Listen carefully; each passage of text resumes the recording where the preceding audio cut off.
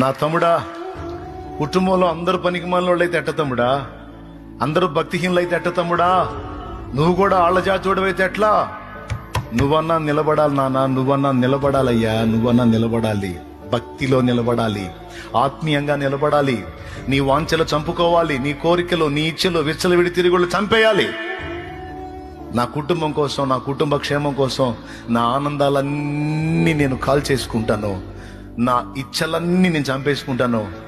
నా ఇంటి వారి రక్షణ కోసం నా తండ్రికి నేను ప్రార్థన చేయటమే కాదు, నేను త్యాగం చేస్తాను అని నడుంగట్టు నీ ఇల్లు ఒడ్డుకొచ్చిద్దంతే యేసునామములో. యవన బిడ్డ, తీర్మానం చేయనానా, తీర్మానం చేయనానా. ఇంట్లో అందరే పనికి మాలినోళ్ళు అయితే ఇల్లు బయటపడదు నాన్న, ఒడ్డుకు రాదు. ఒక్కడన్నా భక్తిపరుడు కావాలి, విశ్వాసం గలవాడు కావాలి, త్యాగబుద్ధి కలిగినోడు కావాలి, మంచి మనసాక్షి కలిగినోడు కావాలి, ప్రార్థనా పరుడు కావాలి, విశ్వాస వీరుడు కావాలి. అలాంటి వాడు ఉంటే ఒక ఇల్లే కాదు, ఒక ఊరే కాదు, ఒక సమాజమే కాదు, ఒక పట్టణమే కాదు, ఒక ప్రాంతం అంతా కూడా ఉజ్జీవింపబడిద్దే.